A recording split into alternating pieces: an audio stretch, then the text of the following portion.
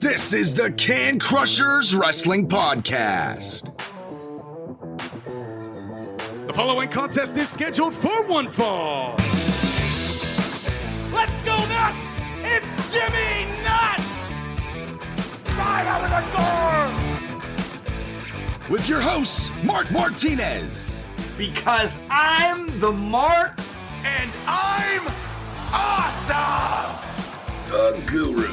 Today I'm going to break it down for all you simpleton sweat hogs listening out there in Can Crusher Nation.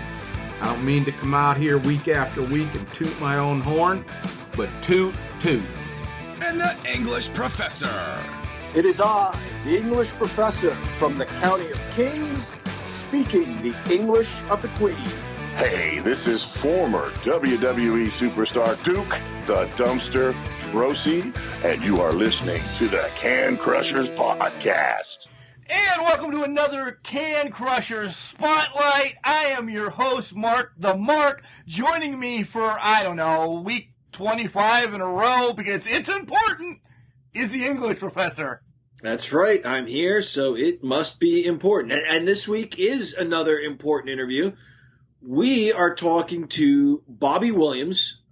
He's been in the ring, but he's known, I suppose, mostly for being a referee. We've seen him plenty of times referee very important matches in IWC.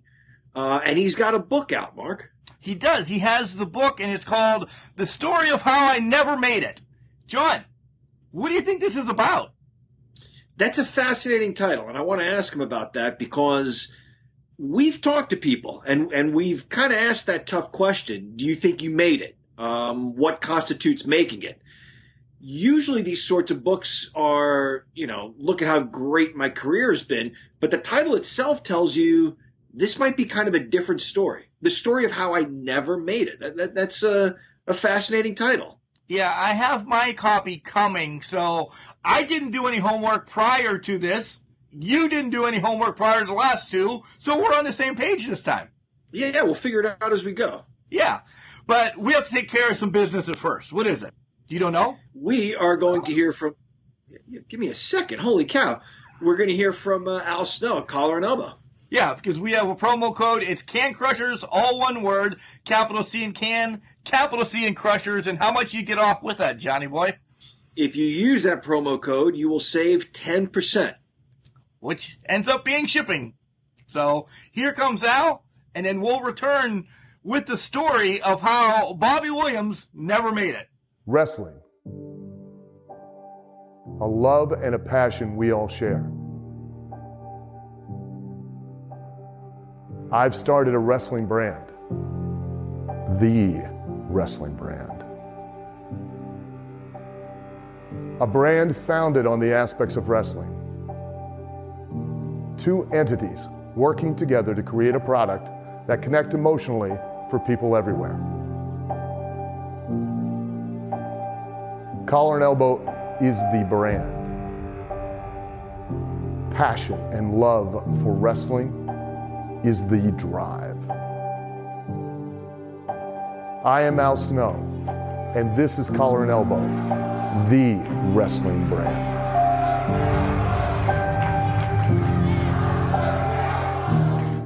And welcome back to Can Crushers, listeners. It is I, the English Professor, joined by your host, Mark the Mark Martinez.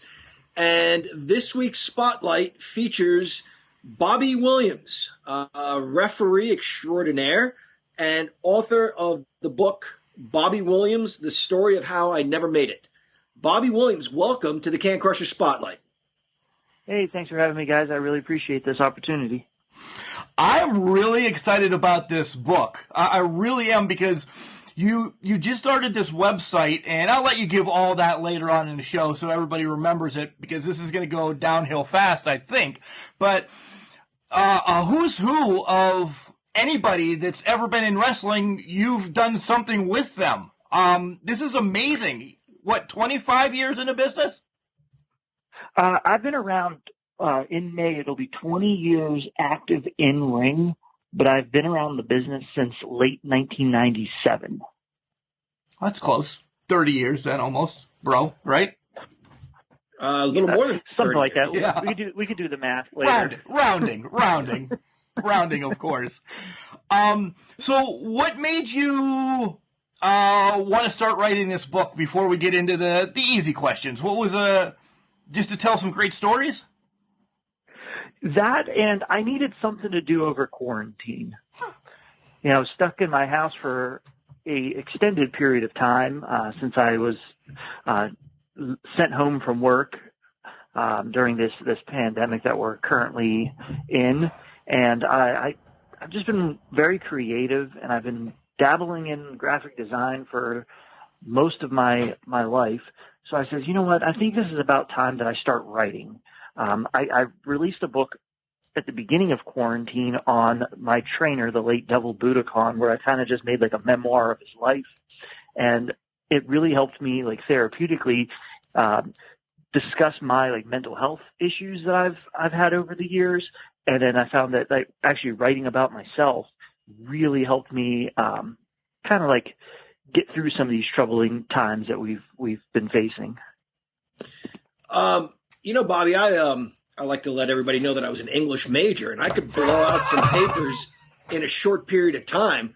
But you're talking about being in quarantine and writing this book. COVID's been with us for about a year now. You wrote this pretty quickly then, I would guess, huh? How long did it take you to put this together? So I started writing, believe it or not, I've actually been writing a story for a long time, and I've just been putting it down, and I've rewritten it. So this has been a thing that I've been doing for years. However, over the last, 3 months, I really just started putting my head into my computer and just started typing away. And I've written it over twice in this last 3 months. And then I actually had a good friend of mine, a childhood friend, who's a writer in the NFL. He ended up like taking a look at it for me and kind of giving it a little edit and gave me some pointers on, because, since he's a professional writer and all, why not take some advice from somebody who does this for a living? And he gave me a lot of good advice that I ended up rewriting a little bit more. And we came out with the finished product that I'm very happy with. We've had, you're a referee. We've seen you plenty of times at IWC, and we'll talk about that in a little bit. We've had some wrestlers from IWC in our show before, and sometimes we ask them a tough question, and that is, did you realize your dream? Has your dream come true? So this is an interesting title, The Story of How I Never Made It. Explain that title, if you don't mind. Sure. So, most guys, when they think about being a professional wrestler, they think about, quote unquote, making it, being signed to one of the big companies, the WWEs, the Impacts, the Ring of Honors, now AEW. So my journey has been filled with a lot of craziness. I've had some ups, I've had some downs, where I've had close to stardom, and then I've had the bottom completely fall out. I've had people that were in those big companies that were pushing for me, and then to find out later that they've been released or they were fired. So my story has been a very interesting one, and I don't want to give away too much because there's a pretty cool twist at the end of the book. Just like all stories, there's a good ending to it, and I just thought it was an interesting approach to maybe have the readers kind of wonder, like, what really did happen? Why didn't I make it to the big times? Yeah, for sure. I'm just sitting here listening in awe because as I'm still listening to you and talking to you, I'm just looking at just in the letter B, the names is amazing. We'll get back to the book for sure. We'll dive into it some more. But as I always ask, who introduced you to wrestling? Like, how did you get involved with this crazy business? Was it aunt and uncle, mom and dad? So growing up, I lived in this really bad area. It's near the waterfront. It's called Homestead. In the 90s. It was in the middle of a big gang war between the Bloods and the Crips. So we weren't allowed to go outside too much because there was circumstances that people have been shot in the streets, right behind the house. So we lived with my grandparents. My grandfather especially, he loved professional wrestling. Loved to the point where he actually had a family member that was a referee in the old studio wrestling days. His name was Izzy Moydell. Izzy was kind of like the local promoter in Pittsburgh, and he was also a sheriff for Pittsburgh. And my grandfather was a retired homestead police officer, so they, family, friends, the whole thing. So that was the connection right there. So growing up, wrestling was always on television. Watched it with my grandparents, watched it with my folks. My dad used to attend the old studio wrestling tapings. So it's always been a thing that I've been into. I don't remember a time when wrestling wasn't on television. So, as I got older, the love for the business just really came to be. I've always been around it, discovered it early on in life. I think I was 9 years old, maybe 10 when I went to my first live show, and I was just hooked instantly. Who were some of your favorites growing up? And we'll get to why you got into the business, what was the major deciding factor, but, going and seeing, studio stuff in your live shows. And I also have a question about a very important fan as well, but we'll get there. I'm just letting you know what's coming up. Sure. Some of my favorites growing up, I was a huge Bret Hart fan. The British Bulldog, second favorite. And then I like the standard cast of characters, your Hogans, your Savages. I like Mr. Perfect, Ric Flair. I thoroughly enjoyed. I mean, it was like a smorgasbord of guys that I would just be in awe over. And as I got into like my in-ring wrestling career, I mean, I could think that it kind of like spoke for itself as I took a little bit of all these guys and I pieced them in and came up with my character of Robert Parker Williams. So it was just like a homage to all my favorites. You're speaking my language when you're talking about Bret Hart and the British Bulldog. Bret Hart's my all-time favorite wrestler. I'm looking at this list of wrestlers whom you've shared the wrestling ring with. Bruno Sammartino is on the list, and being a Pittsburgh guy yourself and being familiar with the wrestling that took place in studios, did you see some of these guys up close before you shared a ring with them? The Dominic DeNucci's, the Bruno Sammartinos. Did you ever get a chance to see them in action before working with them?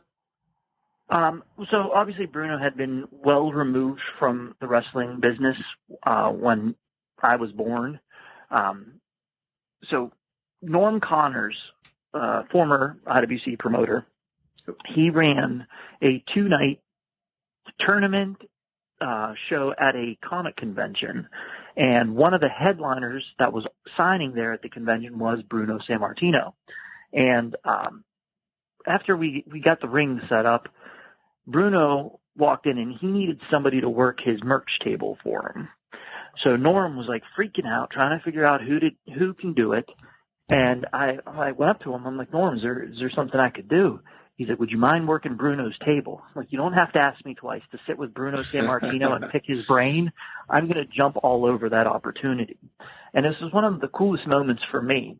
I'm sitting at the table with Bruno, and, there's a line that wraps around the entire convention center waiting to, meet Bruno when my parents had walked in. Now, a little known fact, my brother is a comic book artist and a writer. So he was actually on the opposite end of the building signing autographs for his comic book. And my parents are walking in, and my dad, his hero was Bruno Sammartino.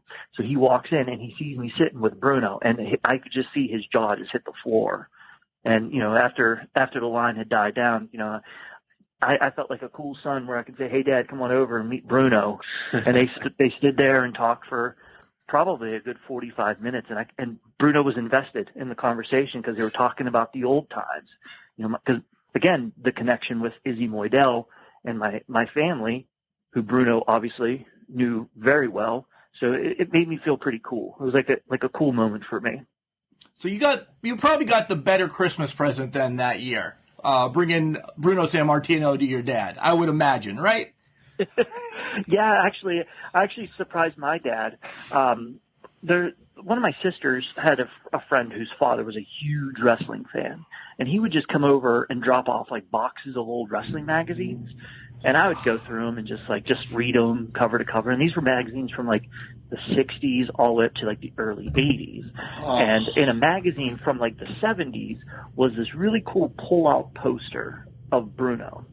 And my dad didn't know, but I had packed it with me for that show because I knew Bruno was going to be there, and I was going to sneak away to try to figure out how to get it signed by him. And sure enough, I was able to get it signed, framed it, and I actually gave it to my dad for Christmas that year. Nice. What a good son. What a good son. I just want in that will, you know? Yeah. So, were you just borrowing those magazines, Bobby, or were they yours to kind of keep? And do you still have them? Some were gifted to me. I'm a wrestling nerd. I'm a collector. I get made fun of because I like to get pictures with the guys and I like to get autographs because I'm a collector. Like I said, my ultimate dream, I'll have a room in my house one day where it's just all my memorabilia. And over the years, I've collected quite a few autographed pictures. And at the time, you know, Norm Connors would run IWC and run the Night of Legends and bring in all these like obscure names that I was just in awe of my childhood. So it was an opportunity for me to get, you know, an autographed picture that I could proudly display. Mark, because where's this guy? At the end of the day, we're all fans. Absolutely. Oh yeah, for sure. Mark, where's this guy been all our lives? I know. mean, he's one of us. He's the third wheel in this equation, right? We might have to be kicking Chad out, right? And have just Bobby Williams joining us week in and week out because as I sit in the studio right now with wrestling pictures of me and people from IWC or Will Ospreay hanging on the wall, yeah, Bobby, let's start swapping some stuff unless you sold it all to Joe Dombrowski. I don't know. No, I'm too selfish. I hold on to all my stuff. Good. Joe will give you a decent deal. I mean, he's got to turn a profit. He's fair. Sure, absolutely. Yeah. Joe's a businessman. Absolutely. But my stuff that's mine is mine, and no one will ever have it. And I understand how you feel there, Bobby. Absolutely. When I pass, I'm buying an extra coffin just so all this stuff can go with me because my son's not going to appreciate it. So that's what it's coming with me. It's awesome because my daughter's actually she appreciates it and she loves my little display that I got in our house. Nice. So let's talk about your career. What pushed you into, besides the love of it, what was the main factor that you said, "Damn it, I'm going for this"? It was just one of those things. Like my parents have always been super supportive and super cool as far as like pushing us to do what we want. Because, you know, growing up, we didn't have a whole lot. My parents didn't have a whole lot. They provided and they did the best that they could. They wanted more. And the crappy area that we lived in, there was not much to do locally. Like I said, you couldn't go outside and play without the fear of something happening. So when I got a little bit older and I started attending local matches, I was just like, this is what I want to do. I don't care how I got to do it. I'm going to make this my goal to become a professional wrestler. And that was it. I followed the matches. I studied. When I would go to these shows, I was armed with a camera and a notebook, and I just took notes. I wasn't worried about the in-ring matches as I was watching, you know, how the ring announcer calls this match. I was watching the referee at his mannerisms when he's in there. I was watching the managers ringside. I was watching everything I could just to study the art of professional wrestling. So when I finally got the smarts to ask around a little bit, then I started getting a little bit more. The first person to really open the door for me, like I said, I'm from Homestead. We moved to up the hill to a town called Munhall. In Munhall, there's a local hero. He's a local professional wrestler named T. Ranchula. Absolutely. Everybody knows T. Ranchula. Yes, we do. He had a pizza shop here in town. Yep. He was a family friend.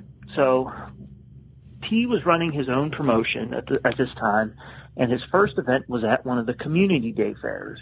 And the night before the show, he was signing autographs at a booth pushing tickets for the wrestling the next day. So I'm going to say I was 11 years old, and my dad and I walked up to T, talking, and he's like, "Hey, T, what can I do to get my son in to help you set up the ring tomorrow morning?" He's like, "Show up at 7 a.m. We'll be there." So that's what I did. 11-year-old me, my dad drops me off right outside of the fairgrounds right here in town, and waited outside until the ring truck came about an hour later, and we set up the ring. And that was it. I was hooked. I was like, yep, no turning back here. So I did everything that I could to get involved and to help out with any company that I was ever a part of. So I got my early start at 11 years old setting up rings. Was that Steel City Wrestling? It was Far North Wrestling, FNW. Okay, all right. I because I know T was in Steel City. You made some stuff with Norm and Lou Marconi and everything as well. So, okay, John, what's up? Right. Yeah, so he was in Steel City at that point, and I think that's when he kind of fizzled out, and then that's when T started his own deal. Okay. Yeah, we met T. Ranchula. He wrestled in our high school in sort of little town where Mark is right now, actually, northern part of the state. And, he's a big, intimidating guy, but he's one of the nicest people I've probably ever met in the business. And my mom, who doesn't speak much English and doesn't really get wrestling, became best friends with T. Ranchula that day. Anyway, that's.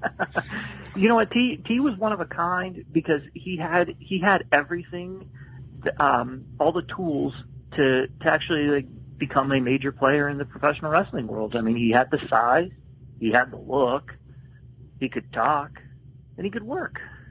And he had some. He had some WCW matches, right? He was in the ring with the Giant. Yeah. He wrestled The Rock on Shotgun Saturday Night one time too. So I mean, man's done it all. Yeah. John, to stay with that same day where your mom loved T. Ranchula, your dad was a big fan of Coco Beware. So I don't understand how he didn't speak any English, and then you have Coco Beware coming in. And Bobby, did you ever cross paths with Coco Beware? Ironically enough, I haven't. That's one of the handful that have escaped me.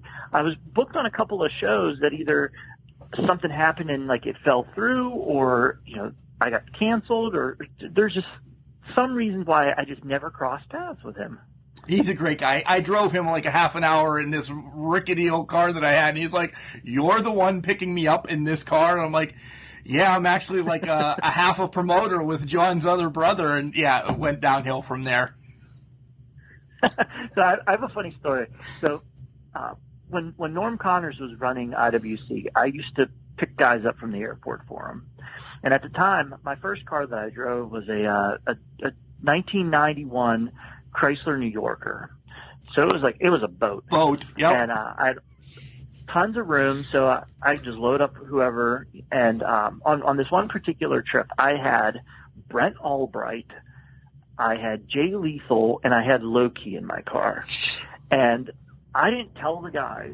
At some point, I had my license plate stolen off my car because I had just put my new inspection sticker on. And I had a piece of paper that I got from my insurance company that, had my registration on it. And I was just waiting for the new tag to come in. So I'm driving around, and I'm going through the airport, and I'm just doing the loop, waiting for the guys to get off the plane. And just driving around in circles, and next thing you know, I got Brent Albright in the front, and I got Loki in the back, and I get pulled over. And they're like, "What the hell? Why are you getting pulled over?" I was like, "Guys, don't worry. I don't have a license plate on the car." They're freaking out. They're like, "Are you kidding me? We're going to get towed. How are we?" I'm like, "Don't worry. I got this handled." So he came up, and he's like, "Sir, you're missing your license plate." I was like, "Yeah, some asshole stole it from me. I got this piece of paper here," and I handed it to him. He's like, "Oh, okay. I'd suggest just getting out of here. Just let me go." Nice. But it was fun. Wow. Fun times. Nice. So let's talk about your three guys freaking out in the backseat of the car. Yeah, Jay Lethal being one of them. Let's talk about your career a little bit. Multi-time champion, and I want to name some of them. NWA East Tag Team Champions, NWA East Brass Knucks Champs, PWX Three Rivers Champ, BDW Everyone's a Winner champ. I don't know anything about that one, so I want to know that story. And then CWF Keystone champ. I mean, you have titles hanging around your house, right? Something like that. Yeah, something like that. Yeah, something like that, right? The Black Diamond Everybody's a Winner title. Fun story about that one. It was a joke title. It was just something to pop the fans. It was a title that was won by non-wrestlers. Oh. So there was a battle royal where they were going to crown the Everybody's a Winner champion at the very first Black Diamond show.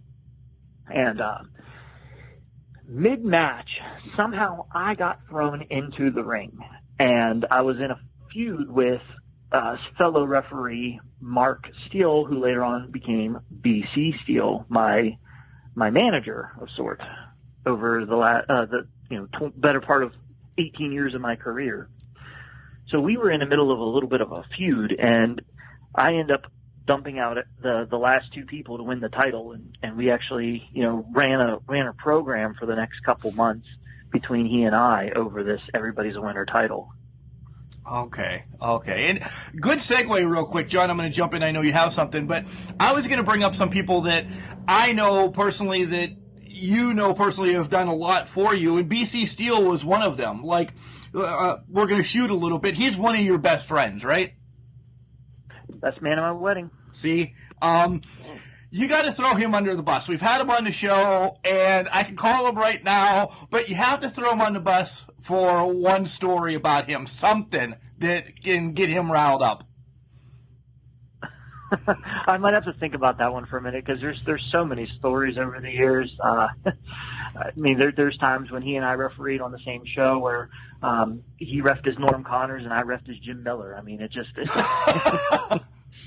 touche. Yeah, no, we've been all over this town. We've done everything together. It's just like one of those things. It's like he's the yin to my yang. There's not me without him, and there's not him without me. So I honestly, I can't say a bad thing about him. I can't throw him under the bus right off the top of my head. I mean, if I thought about it for a little bit, maybe I can come up with something. You're a better man than me, because I could throw John under the bus in a second, but I won't on this show. Thank you. You mentioned your trainer earlier.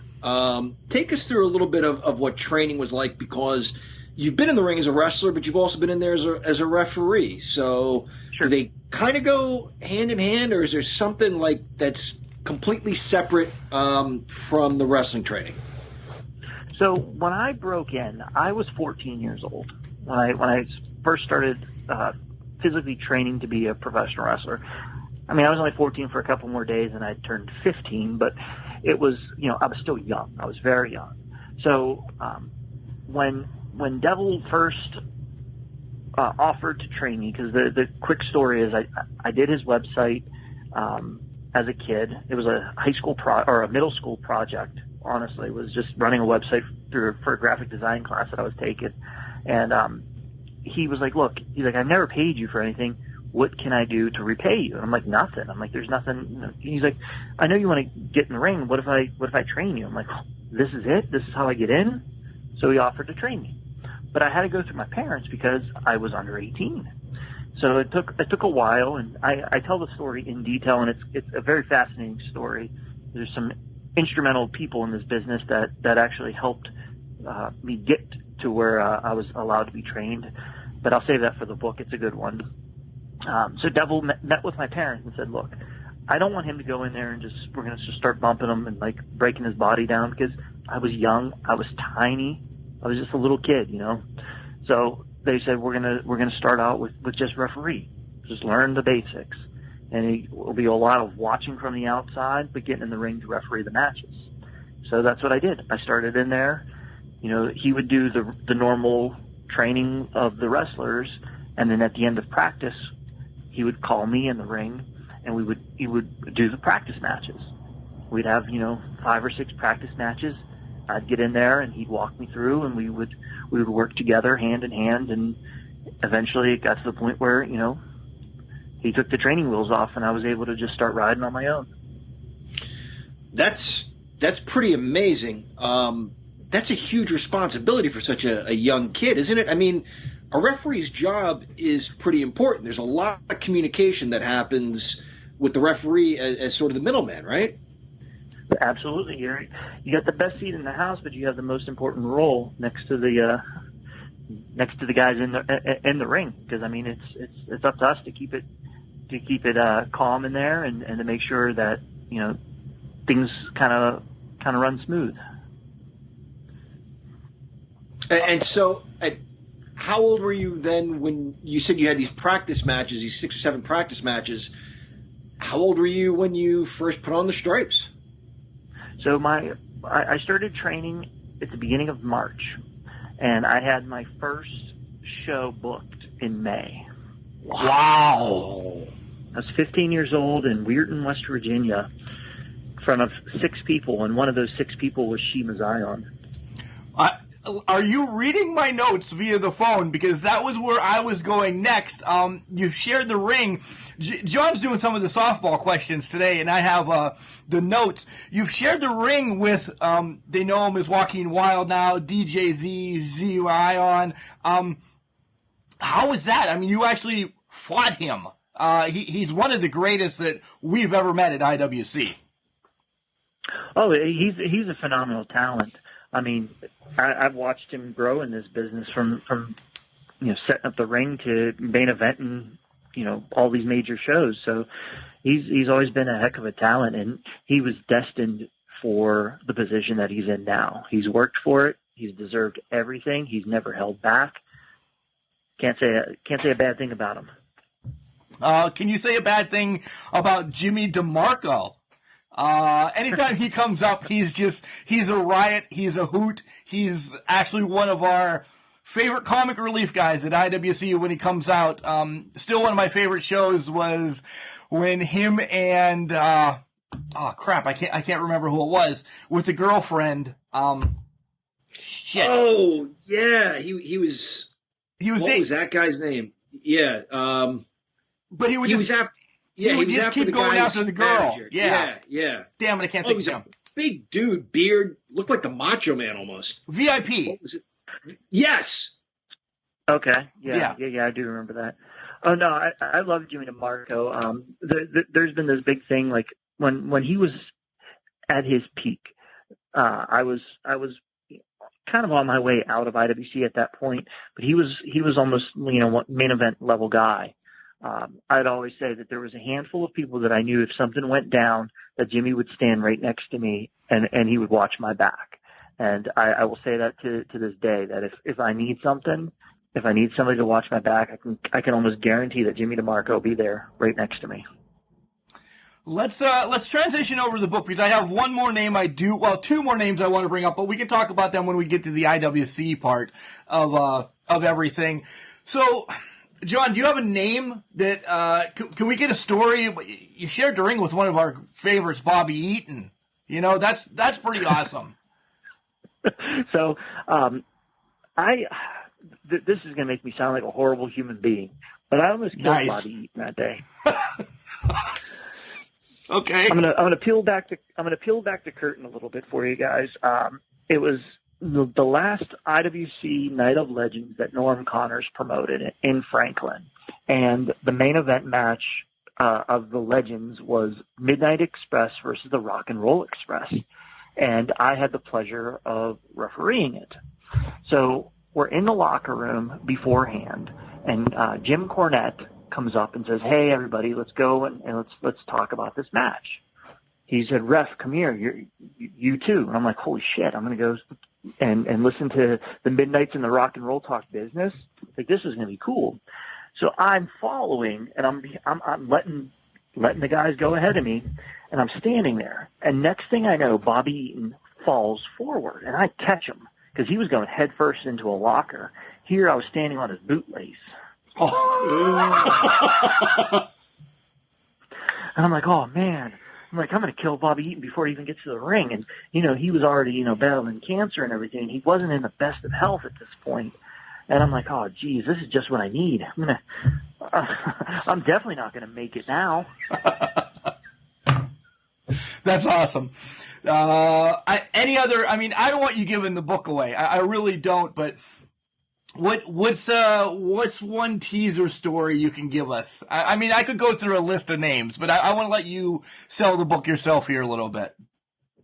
So there's a really cool story. Corey Graves talked about it on his podcast with Samoa Joe. It was a story that took place in England for 1PW. It was, let's just put it this way. There was a high stakes poker game going on in the bar when one of the said individuals, Samoa Joe, was brutally attacked by a local British wrestler with a pillow. And Samoa Joe damn near killed him. And I was present for the whole thing. And I tell my version of the story. The story's been told so many different times by different people. And I actually am the only person that has photographic evidence of this pillow fight, and that is in the book. You've also talked about that a little bit with Six Pack with Jack, right? Yes, I have. Yeah, we've talked about that over a couple of adult beverages and Samoa Joe matches. Nice. During this lockdown and everything, has it been talked about that we're going to have, well, we don't know where Jack Pollock is, but Chris LaRusso barely handles his own liquor, but do you think he can run this shit show for a little bit? I don't think so. I've sent out a few messages to Jack, and they've all been unanswered. I'd love to be able to get back into six-pack with Jack. Maybe it'll be a six-pack with Plummer. I don't know. That would be horrible. Nobody wants to watch Plummer on that. Nobody. It could be you, Dombrowski, bring in Billy Ruxpin, and I don't care. Anybody else. As long as Plummer's not involved, we'll be good. Where has Billy been? I don't know. I haven't seen him in a while. I teamed with him one time. It was for Sam Adonis at it was a fire department show his dad was running, and I had teamed with Billy, and we wrestled Paxton Calloway, and then he just disappeared. Oh my God. Paxton Calloway, he's like 8'10". He's almost as big as Austin Theory. Well, yeah. Speaking of Austin Theory's on the list too, by the way. I don't want to blow Ruxpin's cover, but I saw him at his place of business, and my son and I were like, hey, I think that's that guy from IWC. And it was. And he kind of said that he's not into that sort of thing anymore. He's kind of put wrestling behind him, I guess, for now. Oh, man, that's so sad. It is sad. It really is. I'm looking at your list as I keep it up in front of me, and there's one IWC alum that kind of boggles my mind that's not in this list of B's that stay right in front of me. I know you've shared the ring with Britt Baker. Why didn't she make your list? That might have been just an oversight on my part. Okay. She definitely should be on there. Yeah, I'm a one-man show. Damn it! You need an editor. Yeah, I'm human. I'm human. There are several hundred names on here. One of them was bound to get lost in the shuffle, I guess. Before I published it, I had a couple of like duplicates, and I'm like, wait a second. And honestly, it might have been just one of those things where I had a duplicate, and I just accidentally deleted it and just not realized it. But no, I was there when she first broke in. I saw her, from the very beginning. Good talent. She deserves to be where she's at. Yeah, for sure. We can say the same thing. Mark and I, we saw her from day one, and she's something special now for sure. We've seen you in the ring as well, obviously not just as a referee, but we saw you compete in a tag team match. Maybe this is a dumb question, but is there one you prefer? Do you like taking the bumps and doing the moves, or are you okay being the third man in the ring? So if you would have asked me that 10 years ago, I would have told you I love taking the bumps. But now that I'm a little bit older and my body's a little bit more broken, I like the position that I'm in. I do love wrestling. I love everything about it. That's why I've gone and I've done as much as I physically could to entertain people over the last almost 20 years now. I've worked with a lot of injuries. I've worked through a lot of pain. I've had, a dislocated neck, a separated shoulder. I broke my sternum. My tailbone actually sits in my butt cheek. Oh, so, my God. There's a lot of issues to my daily life that I'm paying the price for now. But you know what? Wouldn't change a thing.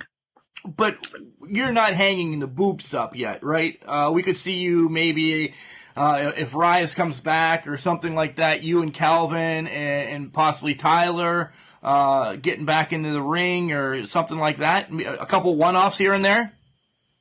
The old saying is never say never. The right opportunity comes. Maybe I'll dust those things off. Just maybe. There's always a potential. So when it comes got a lot to offer. There you go. When it comes to referees in IWC, and we're not just tooting your horn, you're a standout for sure. You've refereed some important matches. Our buddy, and sometimes we're critical of him because he is our buddy. We want to be fair. We want to be honest. CJ Sensation. So if you look back to just a few days ago, actually, the Pittsburgh Pro Wrestling Classic, he refereed the match for the Women's Championship, IWC World Women's Championship between Ella Shea and Katie Arquette. And there was some funny business right in front of him. What was it, perfume in the eyes or something? Yep. Right. And he still kind of got down for the 3 count. And I get maybe there are some mental lapses here and there, and I know you're not him. What was he thinking there? I guess is the first part of my question. And secondly, do you think maybe, I know it's a thankless job, but do you think maybe once in a while you guys need a refresher course on the rule book? You know what? It never hurts to go back to day one and look over your notes and go back to the books, so to speak. But at the end of the day, we're human. We are allowed to make mistakes. Things do happen. I wasn't watching the monitor. I could have been doing something else. Like, I didn't see it live to even correct him or to even make a judgment call, which we've done in the past. We've had instances where maybe I was able to go in and have a little conversation ringside, and maybe a match would get restarted, but that didn't happen here. I think it's going to leave it a little open-ended. Maybe Ella does get a rematch because of that, slight error that she did make in the ring with, the shenanigan. Maybe CJ will get reprimanded and have to pay a fine. I don't know. That's not my decision to make. But at the end of the day, it is very important to pay attention and to go back and kind of have a refresher every once in a while, just to make sure that you are on top of these rules.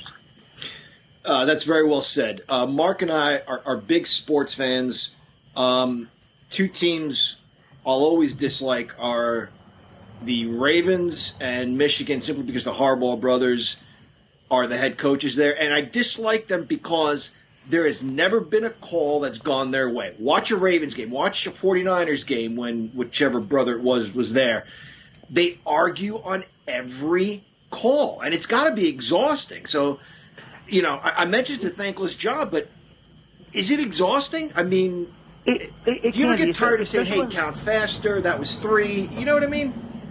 Yeah, there's a consistency to what we do. I mean, a count is consistent. It has to be from start to finish. And it's part of the rules. I mean, it's a 3 count, or it's a 10 count, or, in some cases it's a 20 count. But it's one of those things that if you keep poking, you're not going to get what you want, right? Right. So if you kind of flag yourself, if you're going to be that guy that's going to keep complaining, maybe when something does happen, maybe we won't bend for you. I mean, it is what it is. And one more question on that note, Bobby. So you grew up loving a lot of the same stuff we loved. Obviously, the Attitude Era kind of changed things. Sure. Do you referee a little differently now than back then? And you'll call a DQ. I will defend you. I've said this on the show. Don't mess with Bobby Woods, because if you go a little too far, you're going to get DQ'd. Do you allow a little bit of latitude, referees in general, today versus, say, what we saw when we were 11, 12 years old? Oh, but without a doubt, I will not hold back. If I feel like something's going wrong and the guy's not listening, I will call it. If you want to be pushy with me, I'll be pushy back. I'm not afraid to get physical.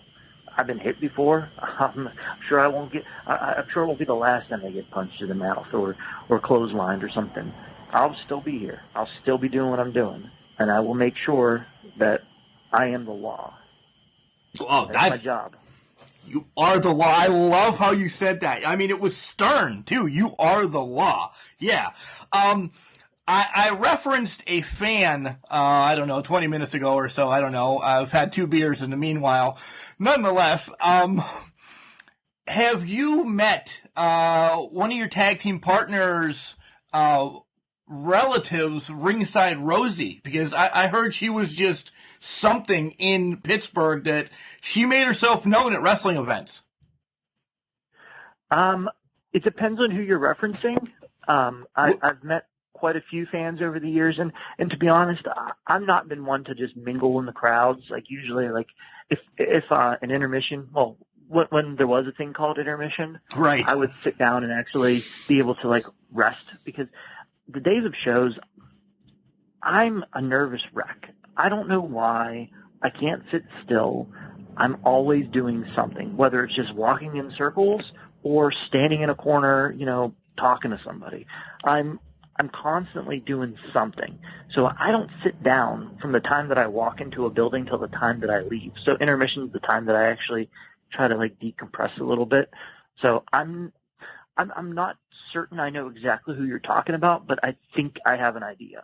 Calvin Couture was the one that said he's related to, somehow distantly, to Ringside Rosie. And I don't know who it is, but hearing from other people at IWC or Rise or, the organizations around Pittsburgh, they speak that she was a handful sometimes. I mean, some of these fans, they do get a little crazy. I can tell a quick story. When I was an active wrestler at PWX, I was wrestling under a mask. I was called the Mantis. The Mantis was the original gimmick of CJ Sensation. I ended up buying the gimmick off of him and adopting, the Mantis #2 name. So I, as an homage to CJ, I took over his character. So I was managing my trainer, because earlier in the day, I was in charge of ring crew. And we're setting up the ring, and this dude, who I will not name, dropped the ring post out of the truck, and it smashed my thumb, and I'm bleeding everywhere. Jeez. And I had to go to the emergency room because a glue was not going to help me. It needed stitches. I had, the fat sticking out of the sides. I mean, it was so I went to the local hospital. I got stitched up, and because of that, I couldn't perform on the show as an active wrestler. However, the main event of that show was my trainer, Devil Budokan. He was wrestling, I believe, Blue Dragon for the Three Rivers Championship. And Devil was the champion. He dropped the belt to Blue Dragon that night. And this was a crazy moment for me on 2 levels. I came out to manage Devil. I got so much ringside heat from a group of fans that it ended up turning physical, and I ended up fighting 2 people. Wow. In the crowd? In the crowd, yes. Yeah, a kid pushed me, took a swing at me, and I knocked him out. Then his buddy came up and tried to attack me, and I beat him down to the ground. So, I got stitched in my right hand. I'm right-handed, so needless to say, as soon as I made that fist, I blew all my stitches out. Oh. And I had to go back to the hospital and get re-stitched back up. But that was also the last time that I got to share a ring with Devil Budokan. And what a lasting memory that is. Right? We talked about some wrestlers that you've shared the ring with. I want to talk about some of the organizations that you kind of worked with and everything. You worked with WWE, you worked with Impact. Who had the better spread in the back, first off? So, Impact, there was none. WWE, I did a house show, and in our email that was sent to us booking us for the show, they told us that because it was a house show, we had to bring our own food. So the answer to that question is neither. That sucks, man. All we've ever heard is what a spread WWE puts on. They had rice cakes, peanut butter, and Nutella. That's I don't horrible. I don't like Nutella. But I hate Nutella. I would rather eat cardboard than eat rice cake. All right, well then answer me this. Where did you have your best spread? Can you remember that? Blackcraft Wrestling. There you go. Wow. Do you remember Texas what it was on it? Roadhouse. Oh, never mind. Yeah, that's all I have to say. It was catered by Texas Roadhouse. Damn. We'll touch more about the book, but Bobby, how much wrestling do you watch now? Have it be WWE, AEW, New Japan? I mean, I'm not going to go through the list. You know what wrestlings are out there. What are some of your favorite and storylines and stuff? I watch a lot of the old stuff, to be honest with you. I am a subscriber to the WWE Network. I do watch a lot of old ECW. I watch a lot of old 90s WWE. I love watching old WCW from like 91 through like 94. Those are primarily what I watch. And then, when there's a big pay-per-view like WrestleMania, I like to go back and watch some of my favorite WrestleManias. Or, the Royal Rumble, I'll watch, my favorite Royal Rumbles. But I like watching the older stuff more than I watch some of the newer stuff that's on TV. The stuff that's on TV now, if I am watching it, I'll watch NXT. I'll put AEW on here and there, just to see, who's doing what. I'd still like to keep up on what's going on in the wrestling world.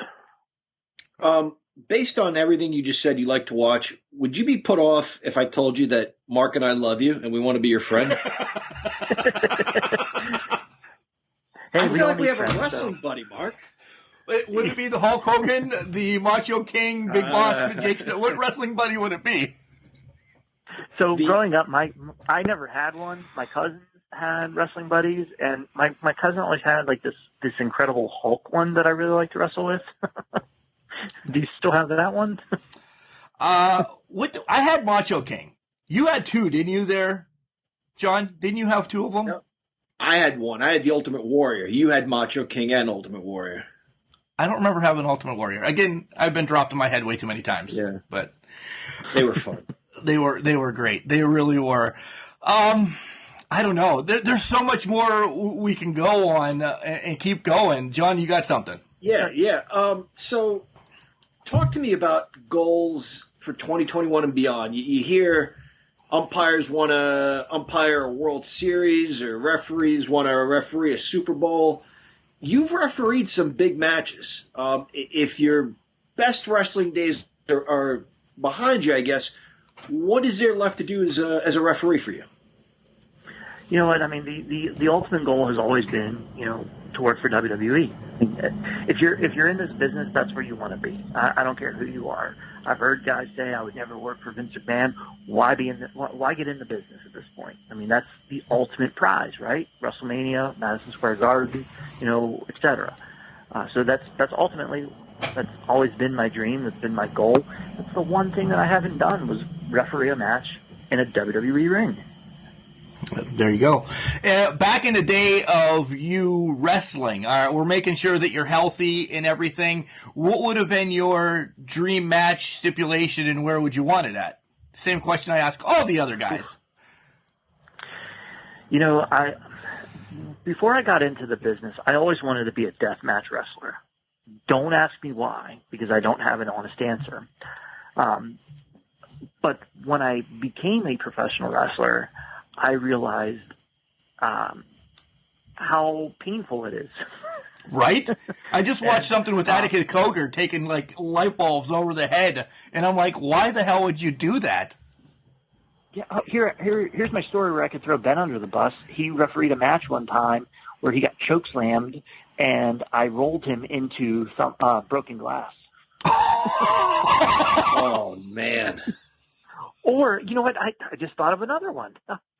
So he pulled a rib on me one time at a friend's house where he put a drinking bottle in couch cushions, and I sat down on it, and it really hurt. I bet. You know what I mean? Yep.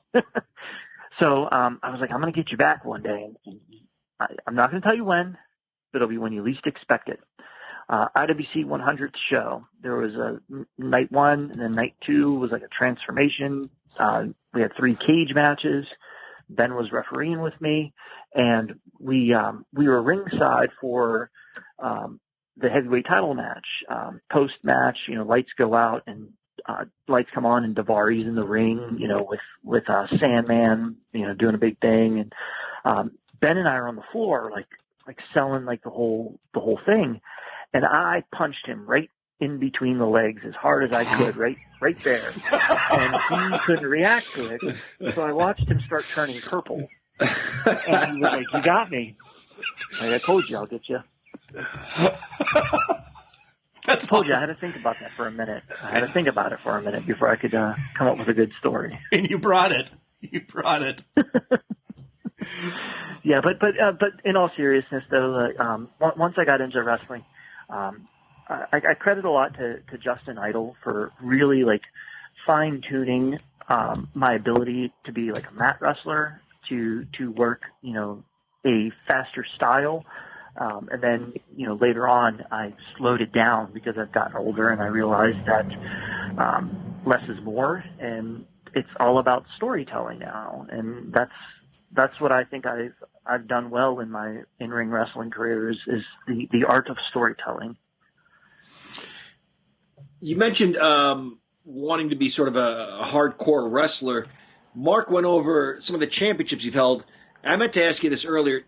Tell me about the Brass Knuckles Championship. I mean, how do you work a Brass Knuckles Championship match? So it's much like the IWC's high stakes title where you would name your stipulation. But creatively back then, when I won the title, I didn't quite do that, even though that was the shtick behind the championship. So it was... I hate to say it was just another title, but it was just another title. They dropped the act of or the character of the stipulations. As long as it wasn't anything like the 24/7 championship, it's probably better. I'm sure. No, that was the everybody's a winner title. Was the 24/7 rules. There was one match where it changed hands like 17 times in like an 8-minute time frame, and the crowd was completely lost. I'm still lost when I go back and watch that footage. Nice. We definitely need just to sit down with Bobby and have a wrestling night and watch some of this old stuff with him, because I'm sure we could dive into it and love it, John. I'm sure this is what we want. I have a ton of VHS tapes, and over quarantine, I bought one of them capture cards, and I started uploading all kinds of old footage on YouTube. And I have some hidden gems that I was working on, and my freaking capture card died on me. So I have to get a new one. Have you ever thought, before John's giving me the finger, he wants to ask you something, have you ever thought of making like your own network? I mean, at some point I will say something about the IWC network for only $9.99, and you can watch all these shows for only $9.99 a month and da-da-da-da-da. I'll get to that. But have you ever thought of uploading all your own VHSs and starting your own like BW TV? So I have a YouTube channel. It's in its infancy. Like I said, I was working on uploading all this stuff, and I was doing it for 2 reasons. One, to just get it out there so I can get rid of these VHS tapes, because how hard is it to find a VCR? I mean, I'm lucky enough that I still have one that I keep boxed up so that it's clean, it doesn't get any dust in it, so that it works. I've had it for like almost 25 years, so I'm just trying to like just hold on just a little bit longer. But yeah, that was the plan, to like put a little like YouTube channel together with some some hidden gems. I've helped out some guys trying to like dig up some stuff out of the archives. Corey Graves had Adam Pierce on his podcast. They were talking about their match that they had in McKeesport. Well, I had it, and I was able to upload that and get that over to them, as fast as I could. So it's just I got tons of stuff here that I just need to go through and get it out there. I'm warning you right now, John's going to be knocking on your door in about 45 minutes, wanting to hang out with you tonight. Just when I thought we didn't have any more in common, he starts talking about VHS tapes, Mark. What's next? Figures, Bobby? Action figures? I do have a pretty extensive collection. I'm not going to lie to you. Again, quarantine has been one of those things where what else is there to do? You spend money on stuff that do you need it? Do you want it? Or do you just have to have it? And, I go with, I just need to complete my collection. LJN, Hasbro, Jax? LJN, Hasbro, Galoob. Galoob, nice. Yeah, and I got some CMLL figures. Wow. All right.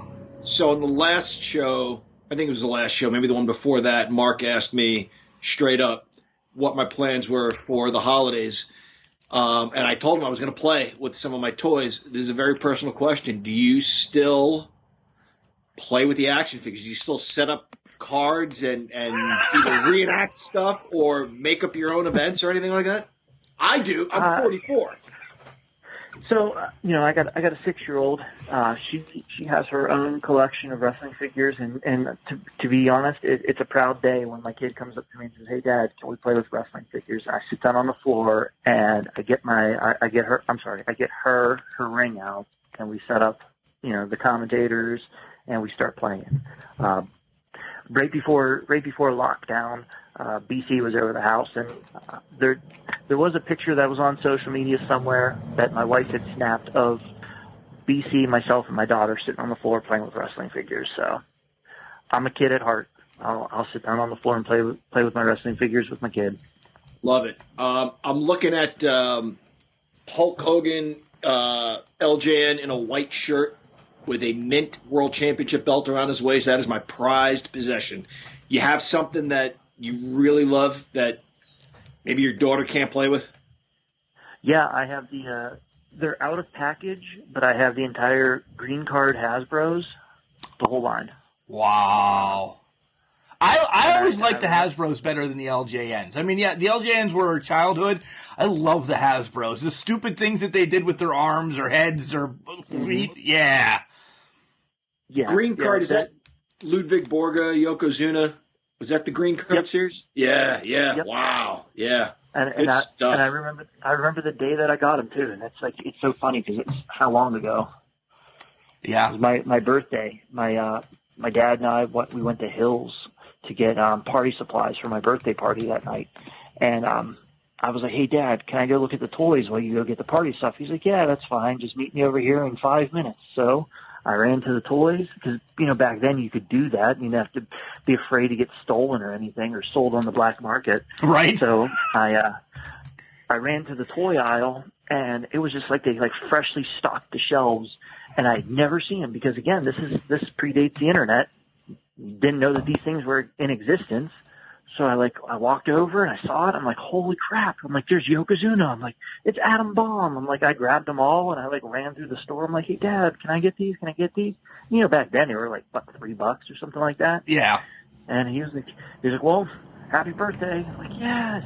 So I got the whole line of thing cards for my birthday. John and I were doing that at the age of 18 with the Jax figures at Walmart at midnight. As soon as they were stocking the shelves, we fought over who could get a Razor Ramon one time. Yeah. Even beyond that, if we're being honest, we were in college. We were in our 20s. Yeah. Every once in a while, I'll still go out and I'll pick up a figure or two. I'm at the point now where I like to get my friends, buy my friends toys so that they get a nice paycheck and I get to have it sit here and look cool. Hey, right. Look, that's my friend. Are you, as we keep this rolling on, Bobby, a little bit longer, video games? Have you played a lot of wrestling video games? I Pretty much a gamer as well.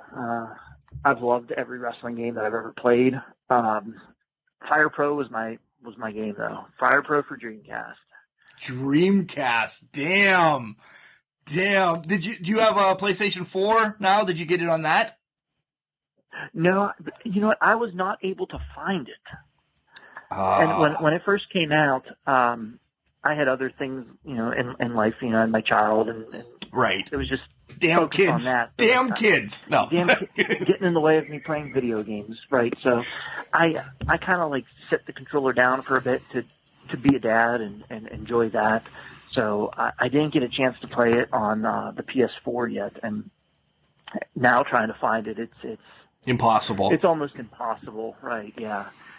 You can find every wrestling figure on eBay, but to find a copy of Fire Pro at a reasonable price, touche, impossible. Yeah. One more plug I'll ask you. Did you see that Retromania is coming out in February? The old WrestleFest kind of deal thing. We had them on the show back in March. That's a game I'm excited about because it's a smash button one. You don't have to do. I'm not a fan of the 2Ks anymore for WWE. They're too damn hard.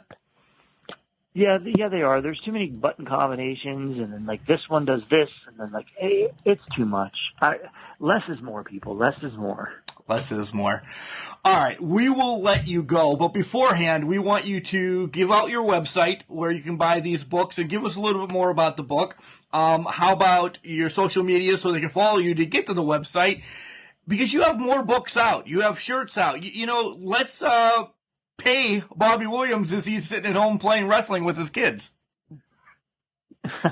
Yeah, so I made a little website. It's not like a crazy, like over the top thing. Like I don't have like a .com yet because I'm just in the infancy of actually like promoting myself. Like that was my biggest downfall is that I never pushed myself to go like out there and like throw my name out there, even though like my resume pretty much speaks for itself. So my wife gave me this idea of like putting this together, and I give her full credit for doing this. And she actually designed one of my T-shirts for me, the Three Faces of Potter. It's to the left it's Robert Parker Williams, middle is the Mantis, and then the right was the latest incarnation of Robert Parker Williams. So it was like my three like characters that I portrayed in my in-ring days. But I have that T-shirt up here on my website. So to follow it, look me up on Twitter, RPW Wrestling 138, and Instagram Harold Potter 138. There you can find a link to my website to look at all my merch.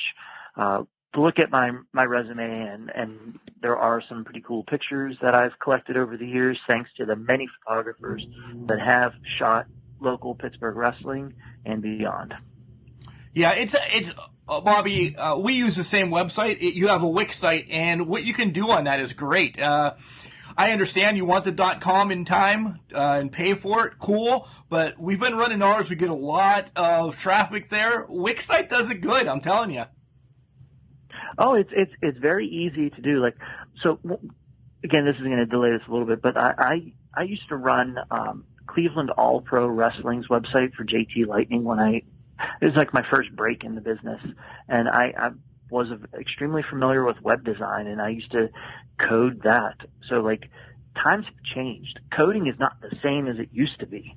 So it's now foreign. I actually got overwhelmed at one point where I'm like, I don't even know what I'm doing anymore. There's all these different features. There's all these different things you can do. I'm like, I'm completely lost. Like I feel like an old man. Yeah, you have to call Jimmy nuts. He's a genius when you get to coding. He's a genius overall, but he knows coding in and out. My wife does, and I'm very fortunate that she's sitting right next to me. Hey, help me out with this. How do you do this? Yeah, John's wife does it for him too. He just doesn't tell anybody. Somebody's got to do it, right? Right. All right, Bobby, we'll let you go. Thanks for joining us on Can Crushers. This sounds like there should be a part 2 in the near future because we didn't even talk about 3 people that are on your list that you've shared the ring with. I mean, there's Al Snow, there's Booker T, there's Billy Gunn, Hurricane Helms. I mean, come on. We need to talk about all these people. But you guys have to buy the book first, and then we'll bring them back to hear more of these stories about the book. That'd be great, man. I appreciate you guys having me. I'm my life's an open book. I have stories for days. I like to tell people I've seen it all. I've done it all, and we'll see what happens come 2021.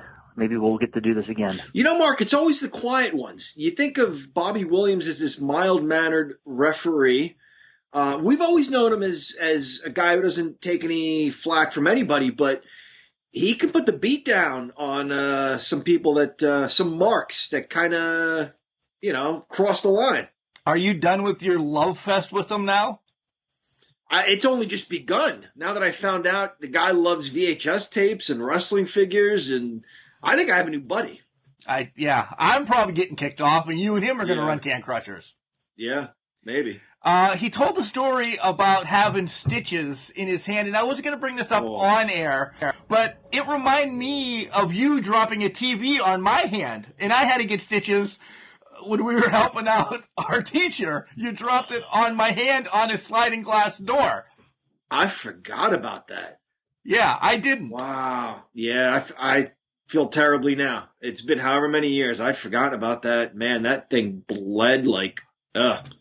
Right? Sorry. I apologize. It's okay. I don't know why. I legit wrote it down in the notes to make sure I brought it up to throw you under the bus. It was a little miscommunication. We bring it into the house through the sliding door. And if I remember correctly, if you guys are squeamish, don't listen to this. It was the tip of Mark's finger between this giant television and like the bottom part, the groove of a sliding door. It was bad. I'm sorry. Yeah. I really am. It's not round anymore. It's flat. Flat is the word I'm looking for. John, we didn't touch on much. We covered a lot, but we didn't touch on a lot that I want to. I mean, we heard a great Bobby Eaton story. We heard about DJ Z. He finally threw BC Steel under the bus. I want Bobby Williams to come back. I do too. I really do. I didn't know much about him before talking to him today, but, close to, when you talk about his introduction to the business, it's over 30 years. So yeah, an hour show or whatever it turns out to be is really only scratching the surface of all this guy has seen and done. Yeah, and guys, you have to go out, head over to his websites that his social media, that he announced, and get the story of how I never made it, Bobby Williams. I can't wait to get it, man. I really can't. And to read this, and it's kind of like magazine-ish or something. I'm excited to see this. Yeah, same here. It looks like it's going to be a pretty quick, easy read, which is great. Definitely for me. Definitely for me, because, all right, John, this was great. It really was. I can't wait to see Bobby back in the ring at IWC. You can see him in the ring all the time on the IWC network for only $9.99, right? That's correct. $9.99 a month, and you can dig deeply into the archives and find all the matches that Bobby Williams has refereed. I can't wait to see this YouTube thing that he's got going on, man. I can't wait to see it. We talked a little bit about that. He is kind of gathering all of this stuff that he has, all this footage that he has, and he wants to share it with the world. That's unbelievable. Unbelievable. All right, John, just remember, just because you're trash, it doesn't mean you can't do great things. It's called a garbage can, not a garbage cannot.